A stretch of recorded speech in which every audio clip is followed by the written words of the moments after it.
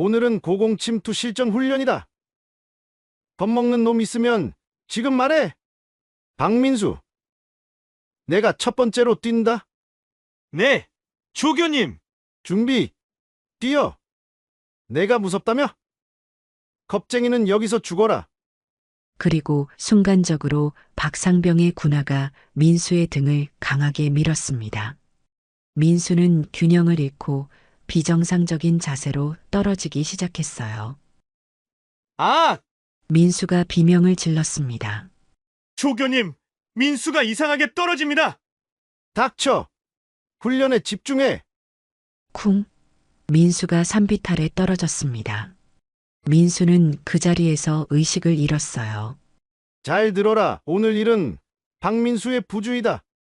다른 말하면 너희도 똑같이 된다. 알겠나? 바로 그때 헬기가 훈련장 위를 맴돌고 있었어요. 그런데 갑자기 헬기에서 누군가 뛰어내리는 모습이 보였습니다. 미친! 누가 저기서 뛰어내려! 저 사람 나이가 많아 보이는데? 구독과 좋아요 눌러주시면 모두가 쉬쉬한 충격적인 진실을 폭로합니다. 무더운 여름날이었습니다. 매미들이 시끄럽게 울어대는 소리가 시골 마을 전체를 뒤덮고 있었죠. 박재만은 74세의 나이에도 불구하고 아침 일찍부터 텃밭에서 호미를 들고 있었습니다. 굵은 땀방울이 이마를 타고 흘러내렸지만 재만의 얼굴엔 만족스러운 미소가 번져 있었어요. 이놈의 토마토가 이렇게 잘 자랄 줄이야. 재만은 빨갛게 익은 토마토를 손바닥에 올려놓고 흐뭇하게 바라봤습니다. 은퇴한 지 벌써 10년이 흘렀지만 이렇게 흙을 만지고 있으면 마음이 편안해졌어요. 특히 요즘처럼 손자 민수가 군대에서 잘 지내고 있다는 소식을 들을 때면 더욱 그랬죠. 민수는 재만의 자랑이었습니다. 20살 청년이 된 손자는 키도 크고 씩씩했어요. 어릴 때부터 할아버지를 따라다니며 나도 할아버지처럼 멋진 군인이 될 거예요 라고 말하던 아이가 이제 정말 군복을 입고 있다니 가슴이 뿌듯했습니다. 재만 자신도 젊은 시절 해병대에서 복무했었죠. 그때는 지금보다 훨씬 거칠고 험한 시절이었지만 동료들과 함께 나라를 지킨다는 자부심으로 버텨냈었어요.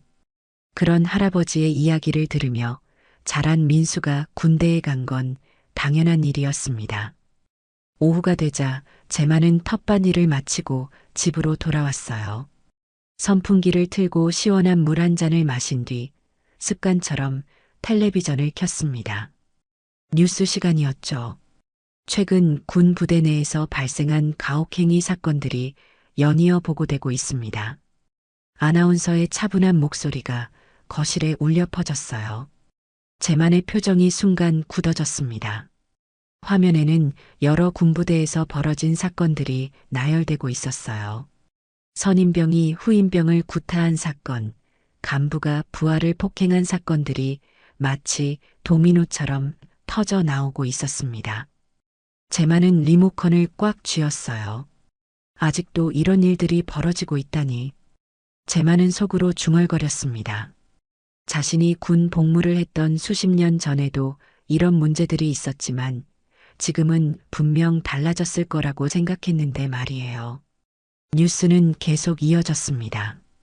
피해자 가족들의 눈물, 군 당국의 사과, 재발 방지 약속들. 하지만 재만의 마음은 점점 무거워져만 갔어요. 특히 한 어머니가 오열하며 내 아들만은 그런 일을 당하지 않았을 거라고 믿었는데 라고 말하는 모습을 보니 가슴이 답답해졌습니다.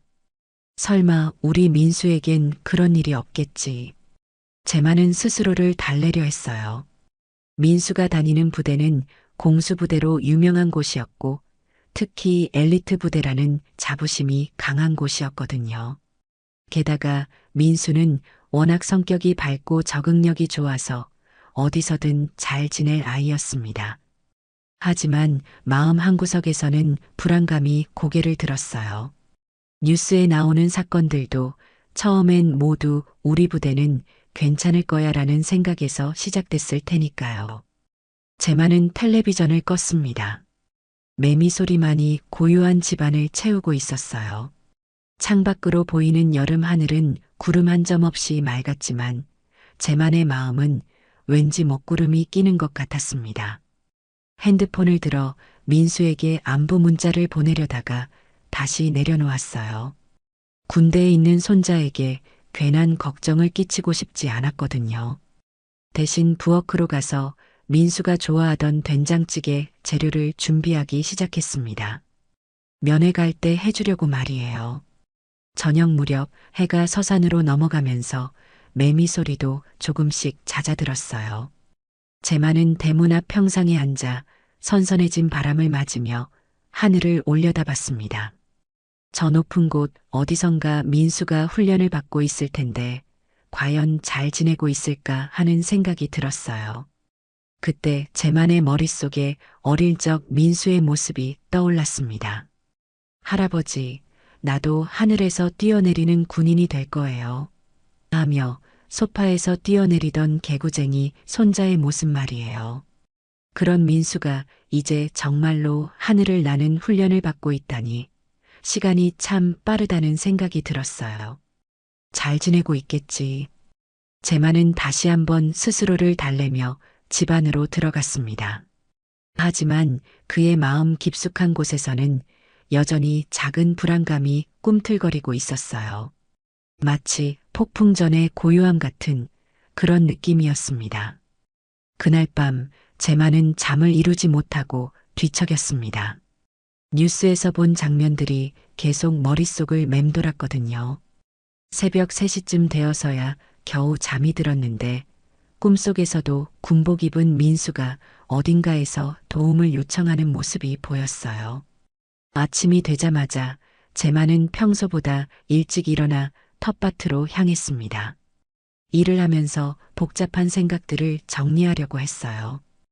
호미로 땅을 파면서도 자꾸만 민수 생각이 났죠. 지금쯤 아침 점호를 서고 있을 시간이었습니다. 오후 2시쯤 제만은 점심을 먹고 있었어요.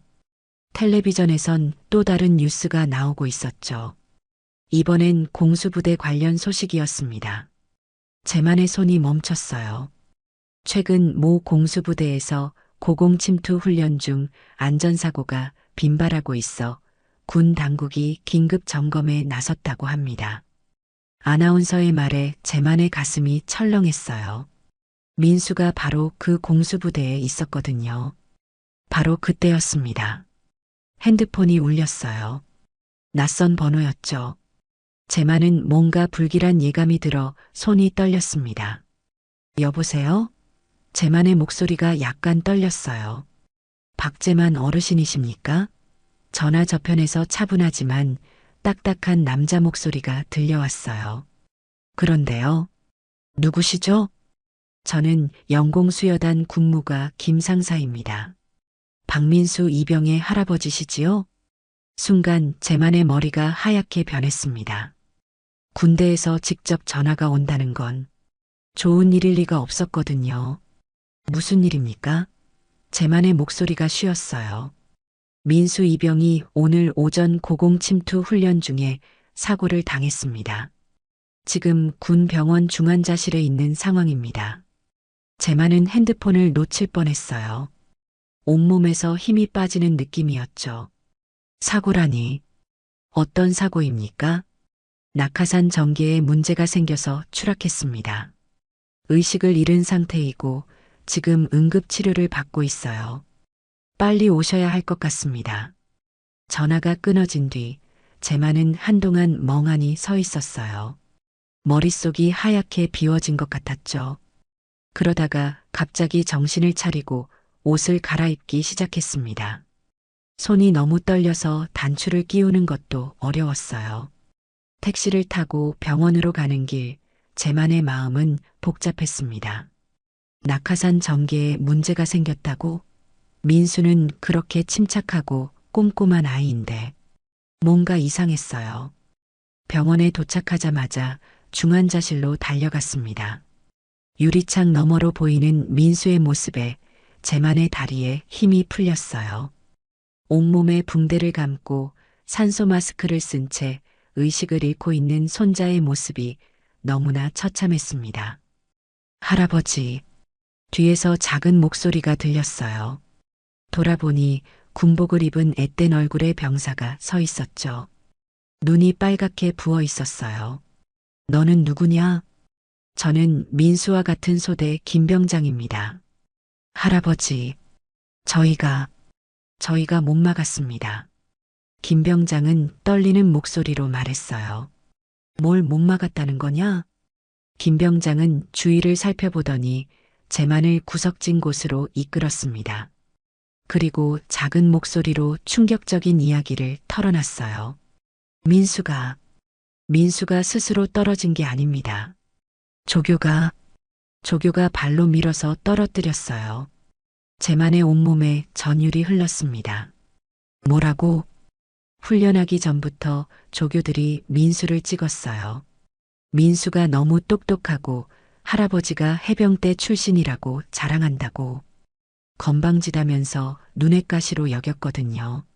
제만의 주먹이 불끈 쥐어졌어요. 그래서 오늘 아침 훈련할 때도 그랬어요. 내가 무섭다며? 겁쟁이는 여기서 죽어라라고 하면서 그냥 발로 밀어버렸어요. 낙하산 고리도 일부러 헐겁게 해놨고요. 김병장의 말을 들으며 제만의 혈압이 치솟는 게 느껴졌어요. 손자가 당한 게 사고가 아니라 의도적인 가해라는 말이었거든요. 그럼 너희는 왜 가만히 있었냐? 저희도 무서웠어요. 조교들이 입 다물지 않으면 너희도 똑같이 당한다고 협박했거든요. 그리고 김병장이 더욱 작은 목소리로 말했어요. 간부들도 다 알고 있어요. 근데 쉬쉬하라고 하고 있어요. 제만은 분노로 온몸이 떨렸습니다. 자신이 그토록 자랑스러워했던 군대에서 자신의 손자가 이런 짓을 당했다니요. 더 화가 나는 건 그걸 덮으려고 한다는 것이었어요. 누가 그런 짓을 했냐? 박상병이라는 조교예요. 그리고 윤중사도 같이 있었고요. 바로 그때 복도 끝에서 군복을 입은 간부가 다가오고 있었어요. 김병장은 급히 말했습니다. 할아버지, 저는 이제 가야 해요. 혹시 무슨 일이 생기면 저는 아무것도 모른다고 해주세요. 김병장이 황급히 사라진 뒤 간부가 제만에게 다가왔어요. 계급장을 보니 소령이었죠. 어르신이 민수 이병의 할아버지십니까? 그렇소. 저는 대대장 한소령입니다. 손잡은 일로 걱정이 많으실 텐데 다행히 생명에는 지장이 없을 것 같습니다. 제만은 간부의 얼굴을 똑바로 쳐다봤어요. 사고 경위가 어떻게 됩니까? 훈련 중에 본인 부주의로 인한 안전사고입니다. 낙하산 점검을 제대로 하지 않았던 것 같아요. 거짓말이었어요. 제만은 김병장에게서 들은 이야기와 너무 다른 설명에 속이 끓어올랐지만 일단 참았습니다. 정말 그뿐입니까? 네, 철저히 조사해봤지만 그 외에는 특별한 이상이 없었습니다. 군의 일은 군에서 알아서 처리하겠으니 너무 걱정 마십시오. 한소령이 떠난 뒤 제만은 다시 중환자실 앞에 섰어요. 유리창 너머 손자의 모습을 보며 이를 악물었습니다. 민수야, 할아버지가 반드시 진실을 밝혀낼게. 이 늙은이가 아직 죽지 않았다. 사흘 전 그날 아침 해발 3000m 상공은 여름의 뜨거운 길이로 가득했습니다. 민수는 낙하산을 메고 수송기 문 앞에 서 있었어요. 아래로 내려다보니 구름 사이로 푸른 산맥이 펼쳐져 있었죠. 오늘은 고공침투 실전 훈련이다. 박상병 조교가 큰 소리로 외쳤습니다. 겁먹는 놈 있으면 지금 말해. 민수는 긴장했지만 할아버지의 말을 떠올렸어요. 해병은 포기하지 않는다는 그 말이요. 민수는 고개를 끄덕이며 자신감을 다졌습니다. 박민수, 박상병이 민수를 불렀어요. 내가 첫 번째로 뛴다.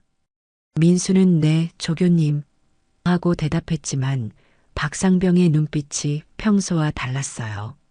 뭔가 차갑고 악의적인 것이 느껴졌죠. 사실 박상병은 민수를 좋게 보지 않았습니다.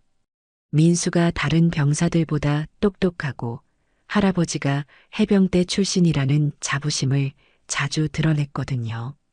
특히 지난주 민수가 저희 할아버지는 젊을 때 이런 훈련을 매일 했대요라고 말했을 때 박상병의 자존심이 상했어요.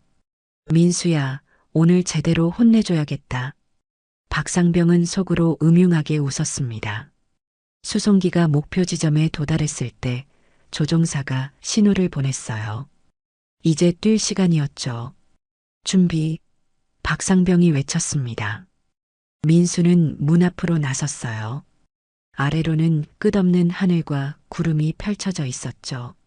바람이 얼굴을 때리며 올라왔습니다. 민수의 심장이 빠르게 뛰었어요. 뛰어. 박상병이 명령했습니다. 민수가 뛰어내리려는 순간 박상병이 뒤에서 속삭였어요. 내가 무섭다며? 겁쟁이는 여기서 죽어라. 그리고 순간적으로 박상병의 군화가 민수의 등을 강하게 밀었습니다. 민수는 균형을 잃고 비정상적인 자세로 떨어지기 시작했어요. 아! 민수가 비명을 질렀습니다. 정상적인 자세가 아니었기 때문에 공기 저항을 받으며 몸이 빙글빙글 돌았어요. 민수는 필사적으로 자세를 잡으려 했지만 쉽지 않았죠. 수송기 안에 다른 병사들이 놀라서 밖을 내다봤어요.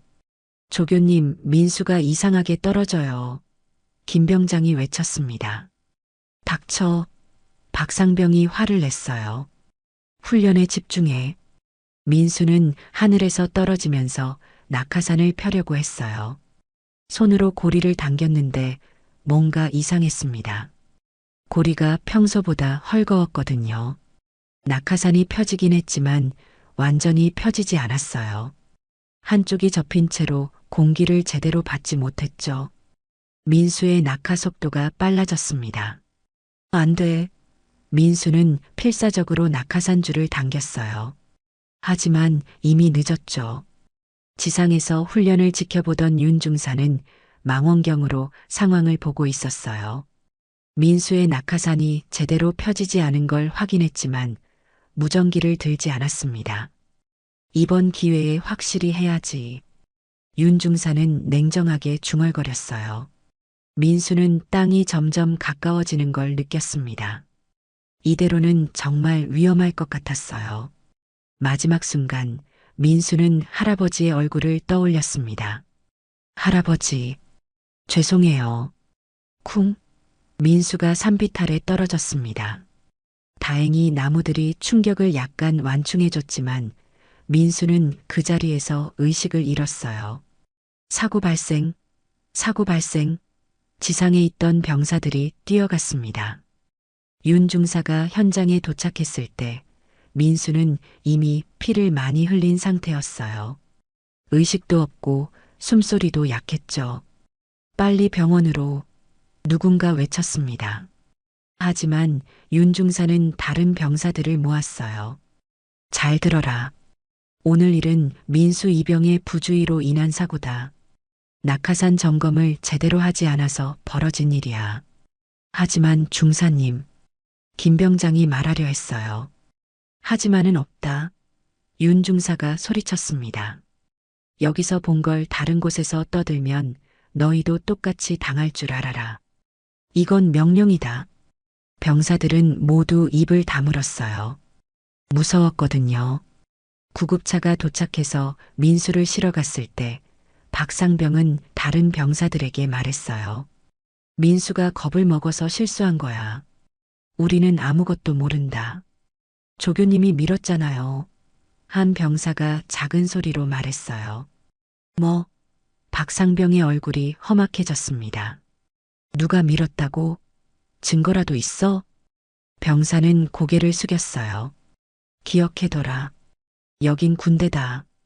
위계 질서를 어기면 어떻게 되는지 너희도 알 거야.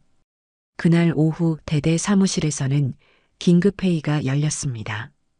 민수 입영 사건을 어떻게 처리할 것인가? 한소령 대대장이 말했어요. 단순 훈련 사고로 처리하는 게 좋겠습니다. 윤 중사가 대답했어요. 병사들한테도 단단히 말해뒀고요. 혹시 문제될 만한 증언자는 없나? 김 병장이 좀 신경 쓰이긴 하지만 처리하겠습니다. 한소령은 고민에 빠졌어요. 사건이 커지면 자신의 진급에도 영향을 미칠 테니까요. 알겠다. 이 일은 우리끼리만 아는 걸로 하자. 민수 입영 가족에게는 단순 사고라고 보고하고. 네, 대대장님. 그렇게 해서 민수의 사고는 훈련 중 본인 부주의로 인한 사고로 기록됐습니다. 하지만 그날 하늘에서 일어난 진실은 달랐어요. 민수가 쓰러진 그 순간 하늘의 구름들이 마치 눈물처럼 흘러가고 있었습니다. 여름 하늘은 여전히 파랗고 맑았지만 그 아래에서는 한 청년의 꿈이 산산조각 나고 있었어요. 박상병과 윤 중사는 자신들이 저지른 일의 무게를 전혀 느끼지 못했습니다.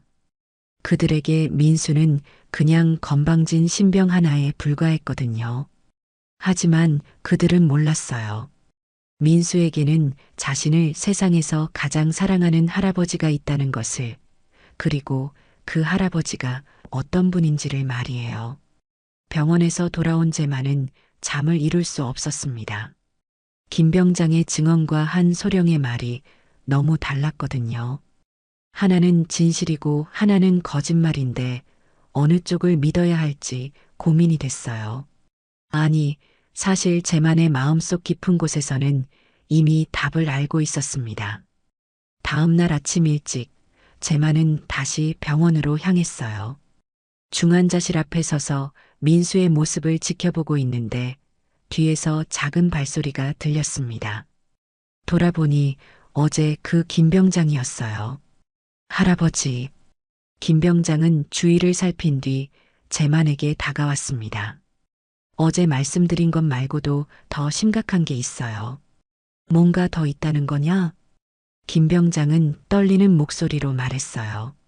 민수의 사고 기록이 조작됐어요. 자살 시도로 바뀌어 있더라고요. 제만의 머리에 피가 거꾸로 솟았습니다. 자살 시도라고?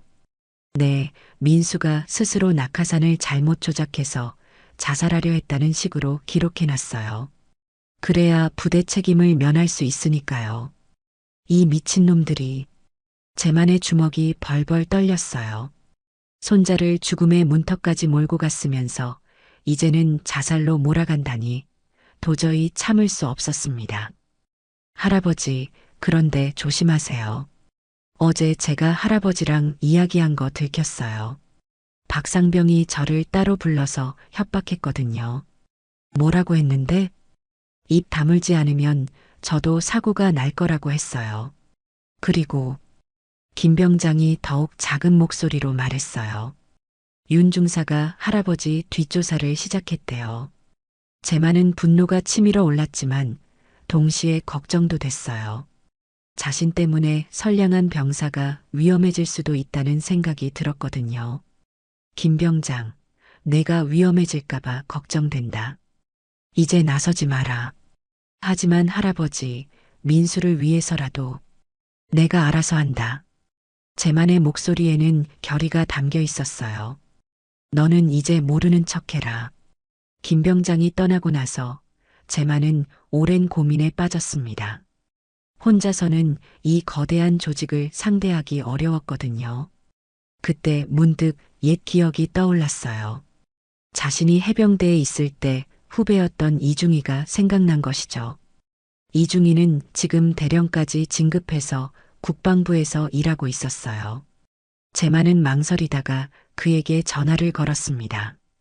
이 대령, 나 박제만이야. 교관님, 오랜만입니다. 어떻게 지내세요? 좋지 않아. 급한 일이 생겼는데 만날 수 있겠나? 다음 날 제만은 서울까지 올라가서 이대령을 만났어요. 국방부 근처 조용한 찻집에서 만난 이대령은 여전히 제만을 존경하는 눈빛으로 바라봤습니다.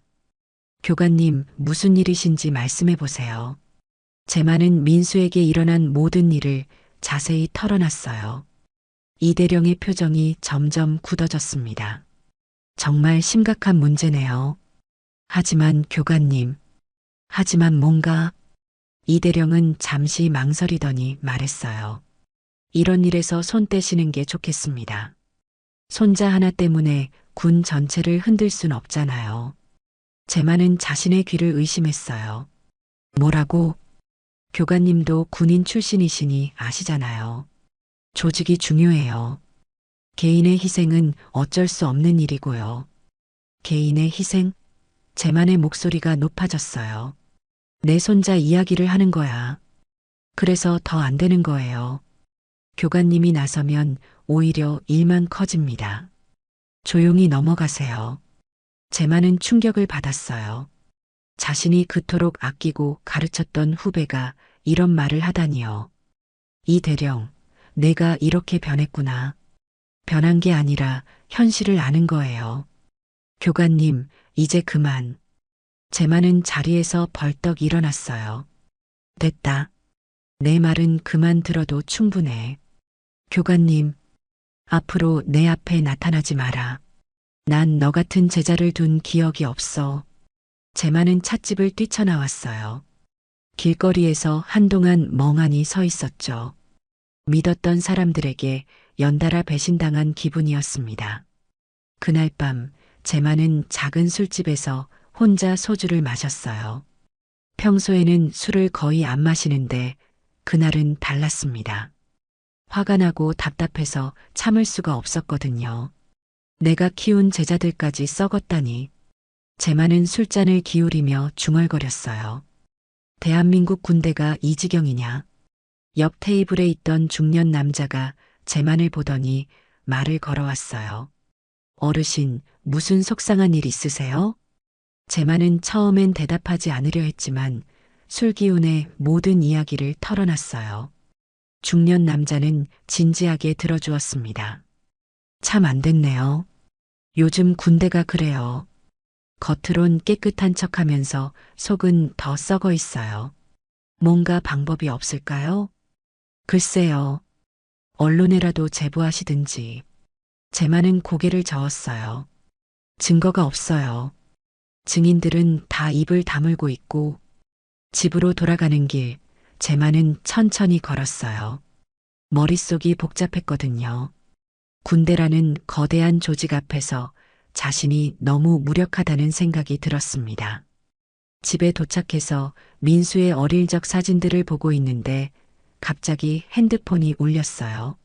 모르는 번호였죠. 여보세요? 박재만 어르신이십니까? 낮고 차분한 남자 목소리였어요. 그런데요. 저는 국정감사관실에서 일하는 김 검사입니다. 어르신 손잡은 일로 연락드렸습니다. 제만의 가슴이 뛰기 시작했어요. 제 손자를 어떻게 아십니까? 최근 군 내부에서 은밀히 진행되고 있는 수사가 있습니다. 어르신 손잡은 사건이 그 일환이에요. 정말입니까? 네, 내일 뵙고 자세한 이야기를 나누죠. 하지만 조심하세요. 상대방들이 어르신을 감시하고 있을 수도 있거든요. 전화가 끊어진 뒤 제만은 한참 동안 생각에 잠겼어요. 희망이 보이는 것 같기도 하고 또 다른 함정일 수도 있다는 생각이 들었거든요. 하지만 한 가지는 확실했습니다. 포기할 수 없다는 것이요. 다음 날 아침 제만은 김 검사와의 약속 장소인 조용한 카페로 향했습니다.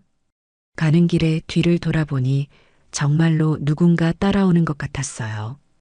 검은색 승용차가 계속 뒤에 있었거든요. 카페에 도착하자 양복을 입은 40대 남성이 제만을 반겼습니다. 김 검사였어요. 어르신, 안전하게 오셨네요. 혹시 뒤따라오는 사람 없었습니까? 글쎄요, 검은 차 하나가 계속 뒤에 있긴 했는데. 김 검사의 표정이 심각해졌어요. 역시 감시를 받고 계시는군요. 조심해야겠습니다. 둘은 카페 구석진 자리에 앉았어요. 김 검사는 주위를 살핀 뒤 작은 목소리로 말하기 시작했습니다. 어르신, 사실 저는 국정감사관실 소속이 아닙니다. 제만의 얼굴이 굳어졌어요. 그럼 누구십니까? 저는 군, 검찰, 특별수사부에서 일하는 검사입니다. 지금 군 내부의 조직적 은폐 사건을 수사하고 있어요. 그러면 제 손자 일도, 네, 알고 있습니다. 하지만 어르신께 실망스러운 소식을 전해드려야겠어요. 김 검사는 가방에서 서류 뭉치를 꺼냈어요. 민수 입영 사건은 이미 해결된 것으로 처리됐습니다. 공식 기록에는 훈련 중 본인 부주의로 인한 사고로 남아있고 관련자들은 모두 침묵하고 있어요. 제만의 주먹이 떨렸어요. 그럼 아무것도 할 수 없다는 말입니까? 아니요, 방법이 하나 있습니다. 김 검사가 제만을 똑바로 쳐다봤어요. 하지만 매우 위험합니다. 무슨 방법입니까? 어르신이 직접 증거를 수집해 주셔야 해요. 저희는 공식적으로 움직일 수 없는 상황이거든요. 제만은 고개를 갸우뚱했어요. 제가 어떻게 증거를 수집합니까? 부대 내부에 들어가셔야 해요. 그리고 관련자들로부터 직접 자백을 받아내는 거죠. 74살 노인이 어떻게... 어르신은 전설적인 해병대 교관 출신이시잖아요. 못할 리 없어요. 김 검사는 잠시 망설이더니 더 충격적인 이야기를 했어요. 사실 민수 입영 사건만이 아닙니다. 그 부대에서는 이런 일이 계속 벌어지고 있어요. 지난 2년 동안 사고로 처리된 사건이 벌써 5건입니다. 제만의 얼굴이 새하얗게 변했어요. 5건이나요? 네, 모두 비슷한 패턴이에요. 가혹행위로 사고를 당하고 그걸 은폐하기 위해 피해자를 자살이나 부주의로 몰아가는 거죠. 그런 악질들이 박상병과 윤 중사는 이런 일의 주범들입니다. 그리고 한 소령 대대장이 이 모든 걸 덮어주고 있어요. 제만은 분노로 온몸이 떨렸어요. 자신의 손자만 당한 게 아니라 다른 무고한 청년들도 계속 피해를 당하고 있다는 사실이 더욱 화나게 했거든요. 제가 뭘 해야 합니까? 김 검사는 작은 녹음기를 꺼내서 제만에게 건네줬어요. 이걸로 그들의 자백을 녹음하세요. 그리고 가능하면 문서 증거도 확보해 주시고요. 어떻게 부대에 들어갑니까? 내일이 부대 창설 기념일입니다. 참전용사 초청 행사가 있어요. 어르신도 초청받을 자격이 충분하시죠. 제만은 고개를 끄덕였어요. 해병대 교관 출신이니 당연히 초청받을 수 있었습니다. 하지만 정말 위험해요. 들키면 어르신도 위험해질 수 있어요. 상관없습니다. 내 손자를 위해서라면. 바로 그때 카페 입구로 군복을 입은 사람들이 들어왔어요. 김 검사의 얼굴이 긴장됐습니다. 어르신, 지금 일어나서 화장실로 가세요. 5분 후에 뒷문으로 나가시고요. 그럼 당신은요? 저는 다른 길로 나가겠습니다. 그리고 어르신, 절대 집 전화는 사용하지 마세요. 도청당할 수 있어요.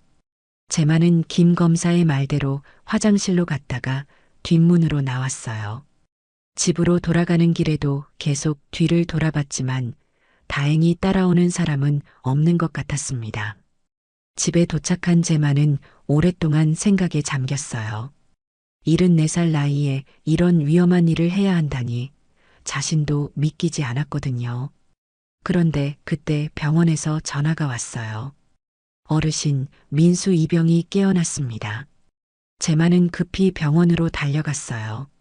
중환자실에서 민수가 희미하게 눈을 뜨고 있었습니다. 민수야. 제만이 유리창에 손을 댔어요. 민수는 제만을 알아보고 입술을 움직였어요. 소리는 들리지 않았지만 입모양으로 할아버지라고 하는 것 같았어요. 의사가 나와서 설명했습니다. 의식은 돌아왔지만 아직 위험합니다. 뇌에 타박상이 심해서 언제 다시 의식을 잃을지 모르거든요. 제만은 다시 민수 곁으로 갔어요. 민수가 힘없는 목소리로 속삭였습니다. 할아버지, 조교가 저를 알고 있다, 민수야. 할아버지가 다 해결해 줄게. 할아버지, 해병은 포기 안 한다고 했잖아요. 민수의 말을 들은 순간 제만의 눈빛이 변했어요. 그동안의 모든 분노와 결의가 하나로 합쳐지는 느낌이었죠. 그래, 할아버지가 널 위해 다시 뛰겠다. 이번 여름 이 늙은 몸으로 다시 하늘을 찍겠어. 그날 밤 제만은 오랫동안 잠들지 못했어요. 내일 부대에 가서 무슨 일이 벌어질지 알 수 없었거든요. 하지만 한 가지는 확실했습니다. 이번엔 절대 물러서지 않겠다는 것이요. 새벽 무렵 제만은 옷장 깊숙한 곳에서 오래된 군복을 꺼냈어요. 30년도 더 된 해병대 예복이었죠. 먼지를 털고 다림질을 하니 예전 모습이 되살아났습니다. 거울 앞에 선 제만의 모습은 여전히 당당했어요. 비록 나이는 들었지만 눈빛만은 젊은 시절 그대로였거든요. 박제만, 이제 진짜 싸움이 시작이다. 부대 창설 기념일 아침, 제만은 30년 된 해병대 예복을 단정히 차려입고 부대로 향했습니다. 가슴에는 오래된 훈장들이 햇빛에 반짝였어요. 버스에서 내린 제만을 본 사람들은 모두 고개를 숙여 인사했죠. 참전용사님, 안녕하십니까? 부대 입구에서 위병이 경례를 했어요. 제만은 당당하게 부대 안으로 들어갔습니다. 30여 년 만에 다시 밟는 군부대 땅이었지만 몸이 기억하고 있었어요. 기념식장에는 많은 참전 용사들과 부대원들이 모여 있었습니다. 제만은 뒷자리에 조용히 앉아 행사를 지켜봤어요. 단상에는 한 소령 대대장이 서 있었죠. 오늘 이 자리에 참석해 주신 모든 분들께 감사드립니다. 한 소령이 연설을 시작했어요. 우리 부대는 전통과 명예를 자랑하는 부대입니다. 제만은 속으로 비웃었어요. 전통과 명예라니 자신의 손자를 죽음 직전까지 몰고 간 부대가 무슨 명예를 말하는 건지요. 식이 끝나고 뒤풀이 자리가 마련됐어요. 제만은 술을 마시는 척하며 부대원들의 대화를 들었습니다. 그런데 한쪽에서 익숙한 목소리가 들려왔어요. 그 민수라는 놈, 아직도 병원에 있다며? 박상병의 목소리였어요. 그러게, 빨리 죽었으면 좋겠는데. 윤 중사가 대답했습니다. 제만의 혈압이 치솟았지만 참았어요. 지금은 증거를 수집할 때였거든요. 혹시 그 할아버지가 또 뭔 짓 할까봐 걱정이야. 박상병이 계속 말했어요. 걱정 마. 이미 손 쓸 수 없게 해놨어. 기록도 다 조작했고. 제만은 주머니 속 녹음기를 켰어요. 김 검사가 준 그 녹음기였죠. 그래도 혹시 모르니까 조심해야 해. 요즘 국정감사 시즌이잖아. 에이, 누가 믿겠어? 증거도 없는데. 제만은 조용히 그들 쪽으로 다가갔어요. 하지만 그들은 제만을 알아보지 못했습니다. 실례합니다. 제만이 말을 걸었어요. 저도 옛날에 이 부대에서 근무했었는데 요즘 훈련은 어떻게 하나요?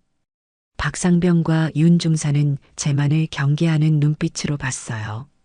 어르신은 어느 부대 출신이십니까? 해병 7기 박제만입니다. 아, 그러시군요.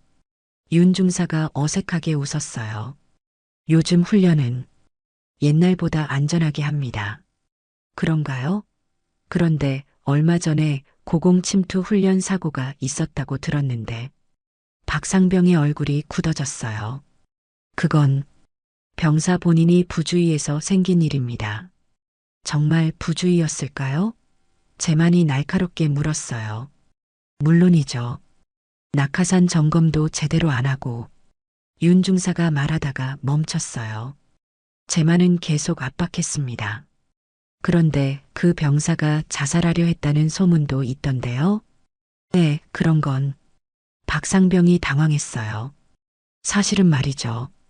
재만이 더 가까이 다가갔어요. 그 병사가 제 손자거든요. 박상병과 윤 중사의 얼굴이 새하얗게 변했어요. 손자요? 네, 박민수 이병. 제 손자입니다. 둘은 서로를 쳐다봤어요.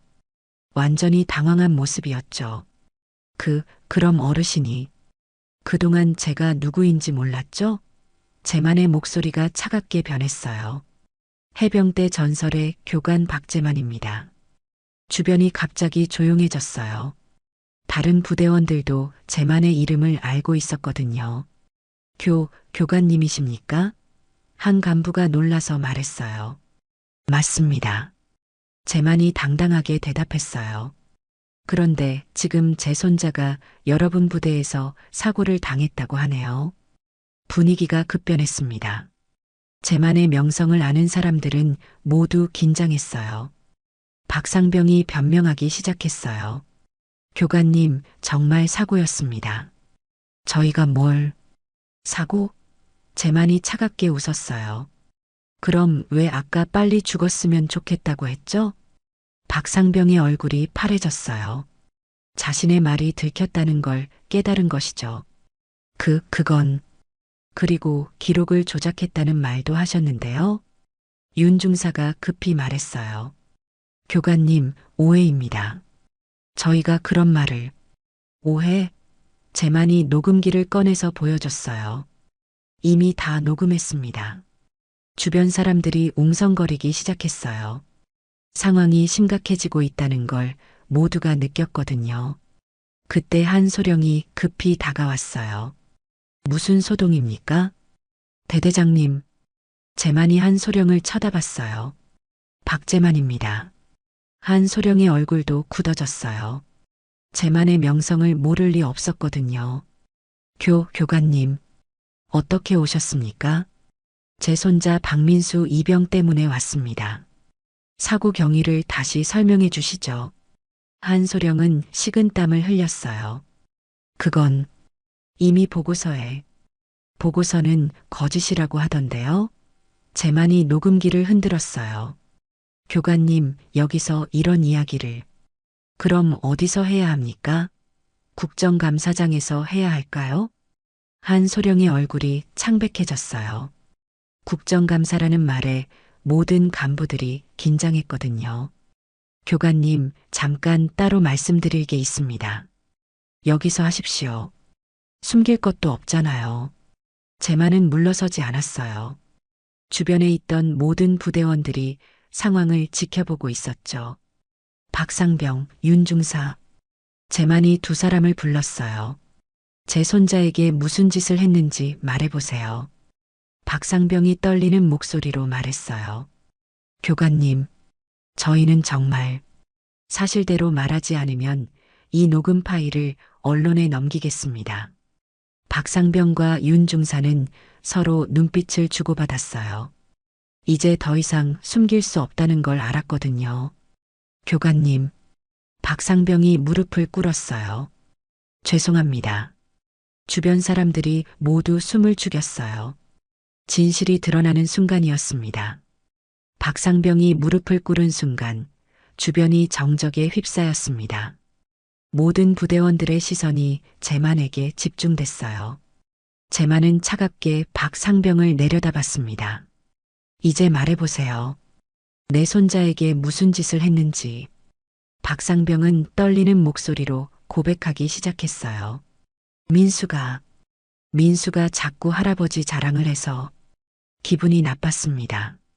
그래서 혼내준다고 발로 밀어 떨어뜨렸다는 말입니까? 박상병이 고개를 숙였어요. 죄송합니다, 교관님. 제만의 분노가 폭발했습니다. 죄송하다고? 내 손자가 지금 죽음의 문턱에서 헤매고 있는데? 그때 윤 중사가 끼어들었어요.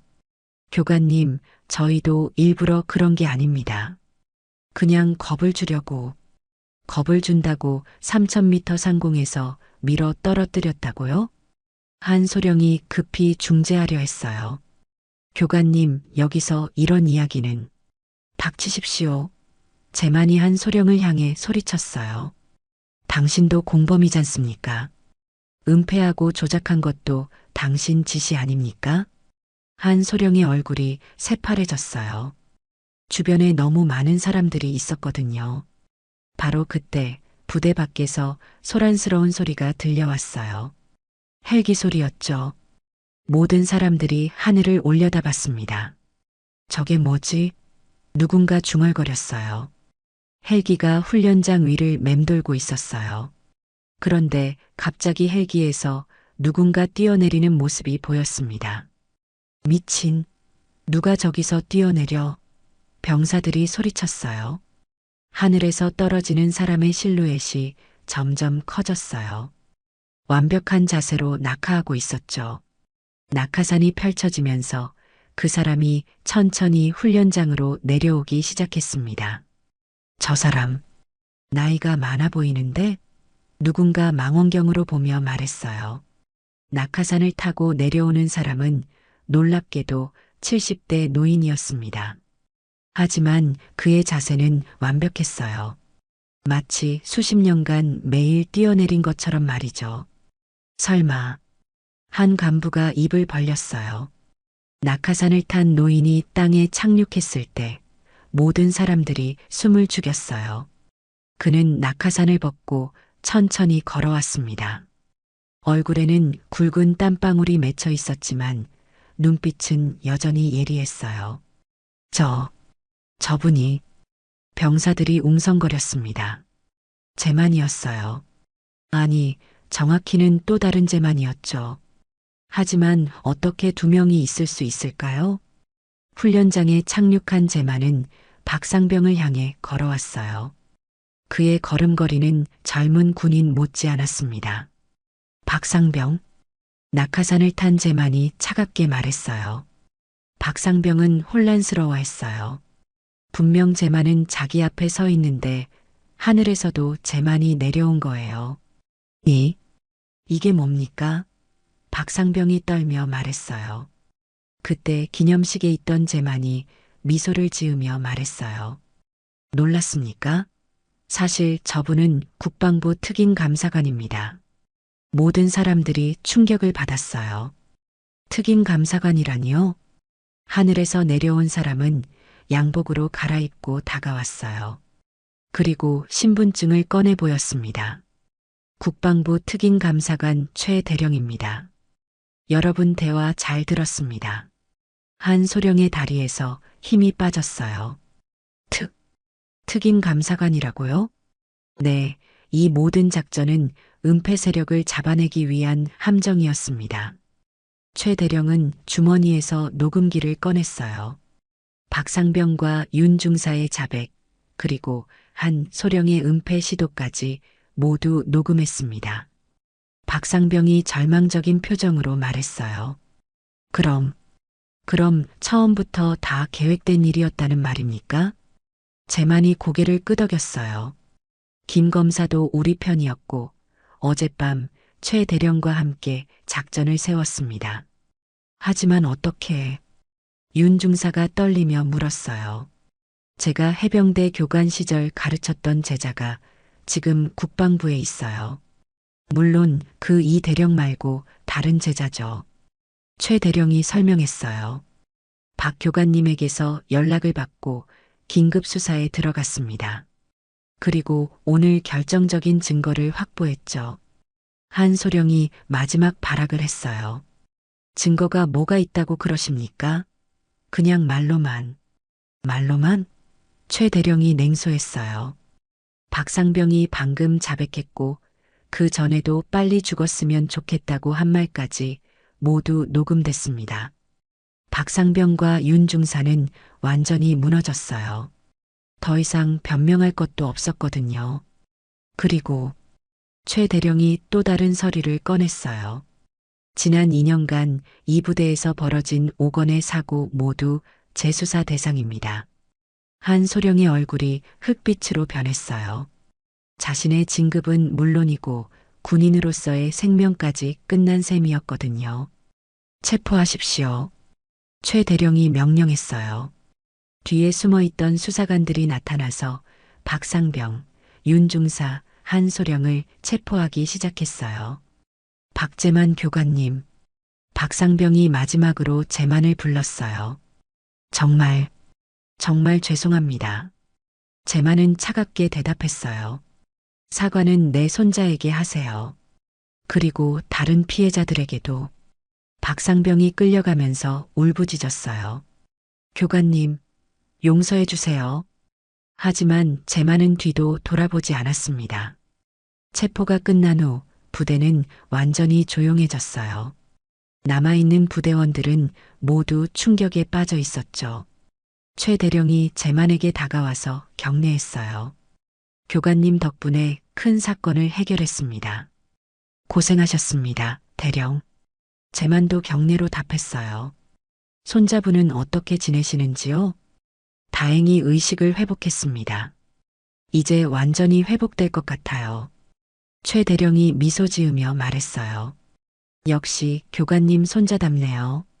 포기하지 않는 정신이 유전인 것 같습니다. 재만도 처음으로 환한 미소를 지었어요. 드디어 손자를 위한 복수가 끝났다는 안도감이 밀려왔거든요. 전설은 아직 끝나지 않았습니다. 재만이 하늘을 올려다보며 말했어요. 여름 하늘에서 구름들이 천천히 흘러가고 있었습니다. 그리고 그 구름 사이로 따뜻한 햇살이 비치고 있었어요.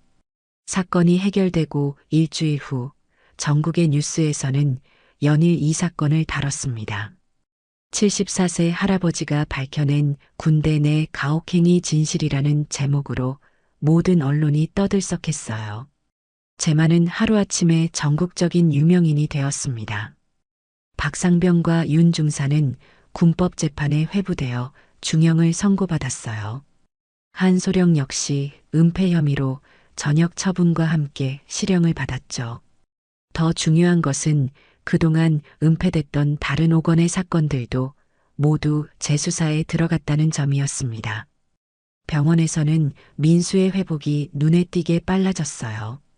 진실이 밝혀지자 마치 마음의 짐이 내려간 것처럼 몸도 따라 회복되는 것 같았죠. 할아버지, 정말 대단하세요. 민수가 병상에서 재만의 손을 꼭 잡으며 말했어요. 어떻게 그런 계획을 세우셨어요? 재만은 민수의 머리를 쓰다듬으며 웃었어요. 할아버지도 젊을 때는 이런 일쯤은 해냈단다. 김 병장이 어제 면회 왔었어요. 할아버지께 정말 감사하다고 하더라고요. 그 친구가 용기를 내서 진실을 말해줬기 때문에 가능했던 일이야. 민수는 잠시 심각한 표정을 지었어요. 할아버지, 저 때문에 너무 고생하셨죠? 무슨 소리냐, 민수야. 할아버지가 손자를 위해 뭘 못하겠느냐? 2달 후 민수는 완전히 회복되어 다시 부대로 복귀했습니다. 물론 원래 부대가 아닌 새로운 부대로 전속됐어요. 새 부대는 완전히 분위기가 달랐습니다. 상급자들은 부하들을 인격체로 대했고 부당한 일은 전혀 벌어지지 않았어요. 민수의 복귀 첫날 새 부대의 대대장이 직접 민수를 불렀어요. 박민수 이병 할아버지가 정말 대단한 분이시구나. 네, 대대장님. 저에게는 영웅이십니다. 우리 부대는 그런 일이 절대 일어나지 않으니까 안심하고 복무해라. 그리고 내 할아버지처럼 훌륭한 군인이 되길 바란다. 네, 대대장님. 한편 재만의 이야기는 책으로도 출간됐어요. 74세 할아버지의 복수라는 제목의 책은 베스트셀러가 되었고 많은 사람들에게 감동을 줬습니다. 특히 군대 내 부조리에 맞서 싸우는 사람들에게 큰 용기를 주었어요. 출판 기념의 날, 재만은 많은 기자들과 독자들 앞에서 소감을 말했습니다. 저는 특별한 일을 한 게 아닙니다. 그냥 할아버지가 손자를 지키려 했을 뿐이에요. 하지만 이 과정에서 깨달은 게 있다면 부조리 앞에서 침묵하면 더 큰 피해자가 생긴다는 것입니다. 한 기자가 질문했어요. 앞으로의 계획이 있으시다면요? 계획이라기보다는 민수가 제대할 때까지 건강하게 지내는 게 목표입니다.